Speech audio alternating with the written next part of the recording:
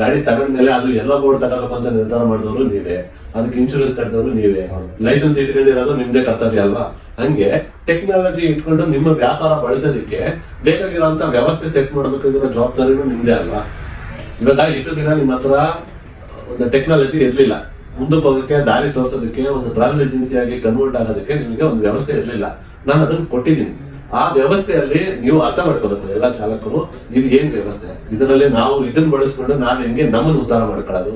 ನಾವೆಲ್ಲ ಉದ್ಧಾರ ಆಗ್ಬೇಕು ಅಂದ್ರೆ ಕಂಪನಿ ಹತ್ರ ಇವಾಗ ನೀವು ಬಂದು ಕೇಳ್ತಿದ್ದೀರಲ್ಲ, ಸರ್ ನಾನು ಏನಕ್ಕೆ ಬಳಸ್ಬೇಕು, ಈ ವಿಚಾರಗಳನ್ನ ಇನ್ನೂ ಒಂದಷ್ಟು ಜನ ಚಾಲಕರಿಗೆ ಹಂಚ್ಕೊಂಡು ಚಾಲಕರು ನಾವ್ ಏನಕ್ಕೆ ಟೌನರ್ ಬಳಸ್ಬೇಕು, ಇದರಿಂದ ನಾವ್ ಹೆಂಗ್ ಲಾಭ ಮಾಡ್ಕೋಬಹುದು, ಇದರಿಂದ ನಾವ್ ಹೆಂಗ್ ಉದ್ಧಾರ ಆಗ್ಬೋದು, ಇದರಲ್ಲಿ ನಾವು ವ್ಯಾಪಾರ ಬೆಳೆಸ್ಕೊಳ್ಳೋದು ಹೆಂಗೆ, ನಿಲ್ಲಿಸ್ಕೊಳ್ಳೋದು ಹೆಂಗೆ, ಇದನ್ನ ಮಾಡ್ಬೇಕು ಅಂದ್ರೆ ನಾವೆಲ್ಲ ಏನ್ ಮಾಡ್ಬೇಕು, ಈ ಒಂದು ವಿಚಾರನ ಎಲ್ಲರೂ ಹಂಚ್ಕೊಂಡು ಒಂದು ವ್ಯವಸ್ಥೆನ ಒಂದು ರೂಪ್ ಮಾಡ್ಕೊಂಡು ಒಂದಷ್ಟು ಸಮಯ ನಿಗದಿ ಮಾಡ್ಕೊಂಡು ಫಸ್ಟ್ ನಮ್ಗೆಲ್ಲ ಚಾಲಕರುಗಳಿಗೆ ಅರಿವು ಮೂಡಿಸಿ, ಆಮೇಲೆ ಎಲ್ಲ ಗ್ರಾಹಕರಿಗೂ ಅರಿವು ಮೂಡಿಸಿ, ನಮಗೆ ಆನ್ಲೈನ್ ಬುಕಿಂಗ್ ಬೇಕಾದ್ರೂ ಬರುತ್ತೆ, ಮೀಟರ್ ಬೇಕಾದ್ರೂ ಬರುತ್ತೆ.